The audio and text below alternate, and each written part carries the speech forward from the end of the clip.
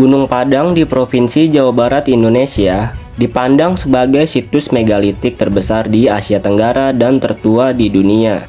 Terdiri dari serangkaian pagar batu persegi panjang dengan partisi bagian dalam, jalan setapak, dan pintu masuk gerbang, serta berbagai gundukan batu, semuanya dalam keadaan hancur.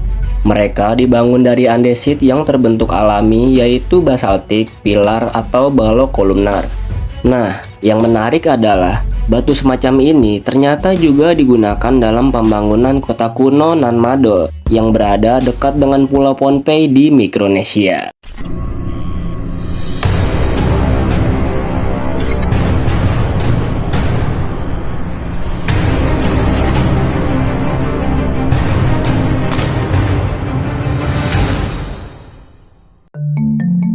Situs Gunung Padang pertama kali disebutkan pada tahun 1914 ketika muncul di Rapoten. Lalu disebutkan lagi pada tahun 1949 dalam karya sejarawan Belanda N.J. Krom. Secara konvensional, para arkeolog dan sejarawan menempatkan konstruksi struktur megalitikum Gunung Padang secara kokoh pada zaman perunggu, yaitu sekitar 2500 sampai 1500 sebelum Masehi. Namun, survei geologis yang dilakukan di situs tersebut sejak 2011 oleh ahli geologi Indonesia Danny Hilman dari Pusat Penelitian Geoteknologi Indonesia menunjukkan bahwa monumen itu jauh lebih tua. Sampel pengaburan inti dan penggalian eksplorasi lainnya telah menemukan bukti bahwa Gunung Padang adalah struktur bertingkat yang dimana satu fase dibangun di atas level yang berikutnya. Bukti adanya aktivitas pada bangunan ini tertanggal pada 22.000 sampai 20.000, 14.700, 9.600, 4.700, dan 2.800 sebelum Masehi. Tahun terakhir adalah usia struktur megalitik yang bisa kita lihat pada saat ini. Rentang tahun yang disebutkan ini berasal dari hasil pengujian karbon 14 bahan organik yang diambil dari sampel pengoboran inti yang diekstrak dari serangkaian kedalaman yang berbeda. Bukti lebih lanjut dari konstruksi buatan bukit berasal dari fakta bahwa Danny Hilman dengan timnya telah menemukan serangkaian pilar andesit yang diletakkan sejajar di bawah permukaan bukit. Dan karena pilar andesit hanya dibuat secara vertikal, tidak pernah secara horizontal, itu berarti pilar-pilar tersebut harus bagian dari konstruksi buatan manusia, bukan alami. Seringkali ditemukan pilar-pilar basaltik kolom berbentuk 6 sisi, karena proses pendinginan yang cepat dalam proses pembuatannya. Misalnya, kita bisa lihat pilar-pilar yang berbentuk Giant Causeway di Irlandia yang juga berbentuk segi 6. Gunung Padang sejajar dengan Gunung Gede Pangrango.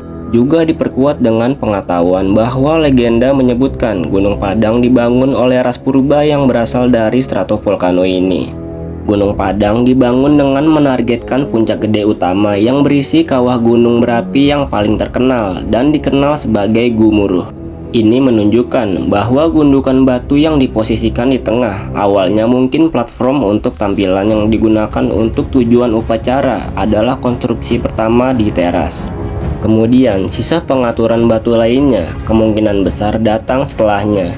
Jika semua ini benar, ini menunjukkan bahwa pembangun megalitik Gunung Padang melihat stratovolcano sebagai pusat kepercayaan dan praktik mereka, dan membangun platform pandang dari pilar andesit melihat dari jarak aman sekitar 15 mil.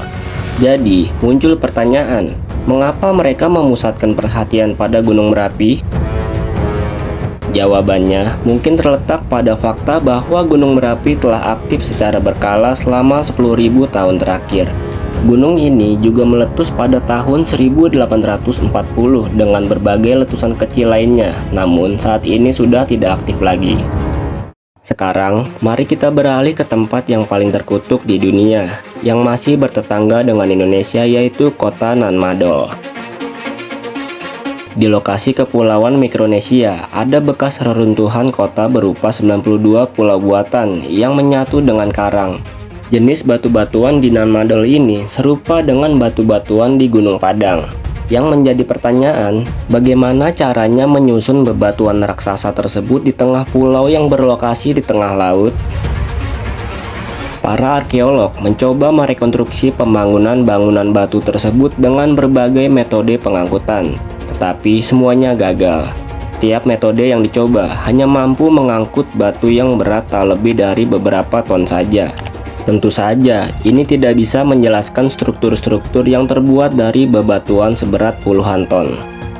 Meskipun eksplorasi ini menarik minat dari ilmuwan seluruh dunia, kebanyakan orang tidak berani mendekati reruntuhan ini karena menurut mitos setempat dapat menghancurkan hidup mereka. Namun ada juga yang tidak mempedulikan mitos itu, karena kalau semuanya takut, bagaimana cara menelitinya? Karena tidak ada prasasti atau tulisan yang bisa dijadikan data otentik, maka cara mempelajarinya adalah mendengarkan cerita dari penduduk terdekat. Konon, kota Nan Madol ini dulunya dihuni oleh manusia superior yang bisa melakukan sihir dan mengendalikan makhluk-makhluk mitos. Batu-batuan tersebut dibuat dengan kekuatan spiritual dengan kadar campuran logam yang tinggi, sehingga bisa berkekuatan medan magnet untuk pengaturan cuaca, atau boleh dikatakan membuat magnet dari batu sehingga tidak karatan.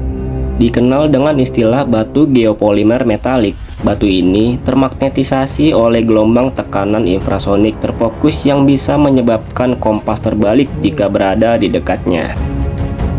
Menurut cerita turun-menurun, dulu ada dua orang penyihir yang datang ke sini ke pulau yang dipenuhi raksasa dan naga. Dua penyihir ini memutuskan untuk membangun kota di sini karena percaya dengan kekuatan gaibnya. Setelah selesai membangun, mereka pun akhirnya menjadi penguasa di kota ini. Salah satu penyihir itu pun menikah dengan perempuan lokal dan kerajaannya pun lanjut hingga ke generasi selanjutnya. Dinasti sakti ini akhirnya digulingkan oleh kesatria bernama Nan Paratak karena sudah semena-mena dan korupsi. Penyihir dan keturunannya yang dikudeta tersudut sampai ke hutan. Nan Paratak dan pasukannya pun membakar hutan itu sampai semua anggota dinasti tewas dan akhirnya dia yang jadi raja baru. Sayangnya dinasti kejayaan Nan Paratak tidak berlangsung lama. Mereka pun akhirnya meninggalkan Nan Madol karena yakin kota itu sudah dikutuk oleh si penyihir. Juga ada banyak kejadian dan kesialan misterius yang dialami penduduk kota. Ada juga yang percaya kalau kota Nan Madol ini adalah bagian dari Lemuria ataupun Atlantis benua yang hilang. Benua ini akhirnya hilang akibat gempa bumi besar dan membuat tenggelam ke dasar Samudra Pasifik. Ada juga cerita Saudelur sebagai penguasa yang absolut tersentralisasi dan semakin lama semakin opresif. Cerita lain menyebutkan konon kota ini dibangun oleh penyihir kembar yaitu Olisipa dan Olosopa. Mereka berdua kemudian melakukan ritual sihir untuk mengangkat bebatuan besar tanpa menyentuhnya, sehingga terciptalah kota Nan Madol. Entah mana yang benar, saya juga bingung.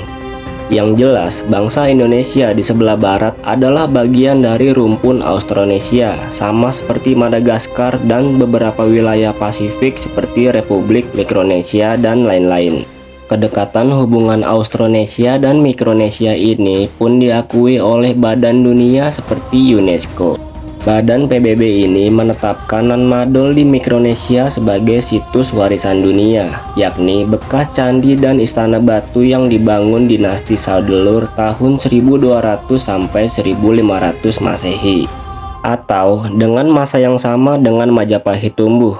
Dan yang lebih menariknya lagi, secara geografis pun terdapat pulau karang yang bernama Ontong Jawa di kawasan Samudra Pasifik tersebut.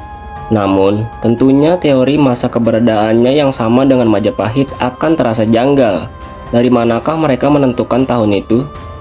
Kita jangan dulu mempermasalahkan angka tahunnya, karena itu masih misteri, belum ada yang benar-benar pasti.